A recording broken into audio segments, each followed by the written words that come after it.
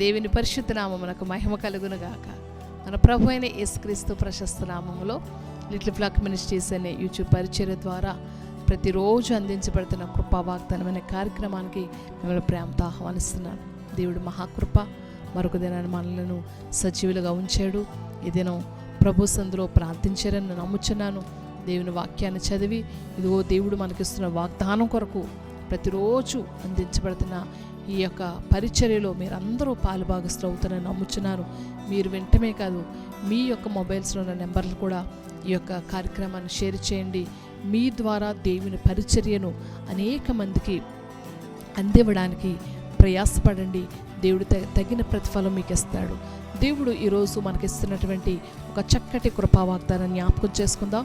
పరిశుద్ధ గ్రంథం నుంచి ఇర్మియా గ్రంథం 24వ అధ్యాయము 6వ వచనం.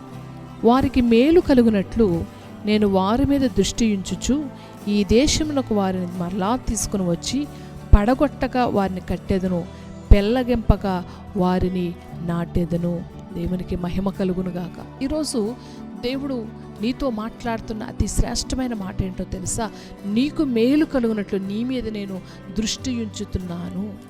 అక్కడ ఇర్మియాతో ఇశ్రాయేలు ప్రజల గురించి మాట్లాడారు. కానీ ఈరోజు నీతో మాట్లాడుతున్నటువంటి ఆ మాటను ఆ ఇశ్రాయేలు ప్రజల పేరు దగ్గర నీ పేరు పెట్టుకొని ఆ ఇశ్రాయేలు ప్రజలతో మాట్లాడుతున్న మాట నీ విషయమే దేవుడు మాట్లాడుతున్నట్టు నువ్వు విశ్వాసముతో దేవుని సందులో ఈ వాగ్దానాల్లో నువ్వు నమ్మగలిగితే దేవుడు ఖచ్చితంగా ఆనాడు ఇర్మియా అనే ప్రవక్త ద్వారా మాట్లాడిన దేవుడు ఈరోజు దేవుడు నీతో సూటిగా మాట్లాడుతున్నాడు. ఇర్మియా ప్రవక్త ద్వారా ఆనాడు ఇశ్రాయేలు ప్రజలకు ఎన్నో హెచ్చరికలు, ఎన్నో భయభ్రీతులు కలిగించే మాటలు, వారి మీదకి రాబోతున్న శిక్ష, వారి మీదకి రాబోతున్న గద్దింపులు ఎన్నెన్నో మాట్లాడినప్పటికీ దేవుడు ఇర్మియా ద్వారా కొన్ని వాగ్దానాలు కూడా మాట్లాడారు.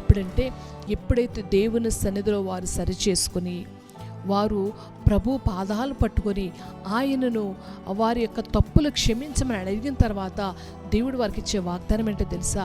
నీకు మేలు కలుగునట్లు ఇదిగో నీ మీద నేను దృష్టి ఉంచుతున్నాను. దేవుని సన్నిధిలో దేవుని యొక్క దృష్టిలో నీవు ఉన్నావని నువ్వు తప్పనిసరిగా తెలుసుకోవాలి. దేవుడు ప్రతి వారిని యెహోవా కనుదృష్టి లోకమందంతటా సంచారము చేయుచున్నది. ఆయన నీతిమంతుల మీదను అనీతిమంతుల మీదను వర్షాన్ని కుమ్మరిస్తూ ఉన్నాడు. కానీ ఆయన కనుదృష్టి ప్రతి ఒక్కరి మీద ఉంది. నీ మీద, ప్రతి ఒక్కరి మీద ఉన్న ఆయన కనుదృష్టి అంట కొందరికి దేవుడు ఏం చేయాలనుకుంటే మేలు కలగ చేయాలనుకుంటున్నాడు. ఎవరి మీద మేలు కలగ చేయాలనుకుంటున్నారంటే ఎవరైతే ఆయనను పూర్ణ మనసుతో ఆరాధిస్తారో, పూర్ణ ఆత్మతో ఆయనను స్తుతిస్తారో. దేవుని యొక్క సందులో యేసుప్రభు వారు ఒకానొక సమయంలో యెరికో పట్టణంలో ప్రవేశిస్తూ ఆయన యెరికో మార్గాలు గుండా వెళ్తున్నప్పుడు అక్కడ ఒక పుట్టివాడైన జక్కయ్య యేసయ్యను చూడాలని ఆశ తనలో కలిగినప్పుడు దేవుడే అతని మీద దృష్టి ఉంచి అతడున్నటువంటి చెట్టు దగ్గరకు వచ్చి, ఇదిగో జక్కయ్య, నేడు నేను నీ ఇంట ఉండవలసి ఉన్నది, నీవు త్వరగా దిగమని చెప్పగానే జక్కయ్య సంతోషముతో ఆ చెట్టు దిగాడు. యేసయ్యను తన ఇంటిలో చేర్చుకున్నాడు, తన హృదయంలో చేర్చుకున్నాడు, తన పాపాలన్నీ విడిచిపెట్టాడు, అన్యాయ పనులన్నిటికీ పరిష్కారంగా విడుదల మార్గాన్ని ఎంచుకున్నాడు.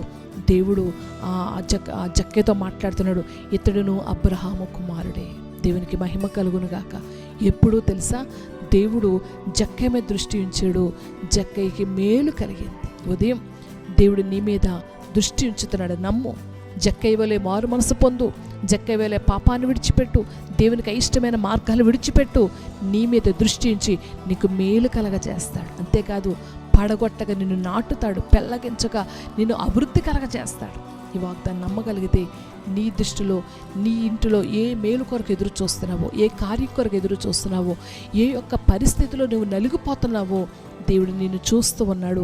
నీ జీవితంలో మేలు కలగజేస్తాడు. ఉద్యోగమా, వ్యాపారమా, వివాహమా, గర్భఫలమా, ఇల్లా, లేదా ఆత్మరక్షణ, లేకపోతే నీ ఇంటిలో నశించిపోతున్న ఆత్మలు వెలుగులోనికి, రక్షణలోనికి రావాలా?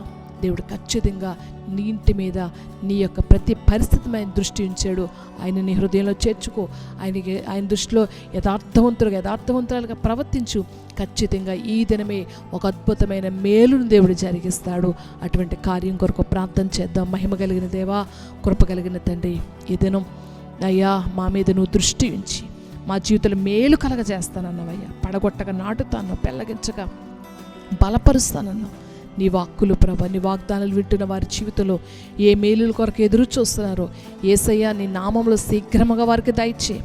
ఏ యొక్క బలహీనత స్వస్థత కొరకు ఎదురు చూస్తున్నారో వారి బలహీనతలను యేసు నామములో దూరపరచండి ప్రభా. జయమనివ్వండి, ఆరోగ్యం ఇవ్వండి, నెమ్మదినివ్వండి, సమాధానం ఇవ్వండి ప్రభా.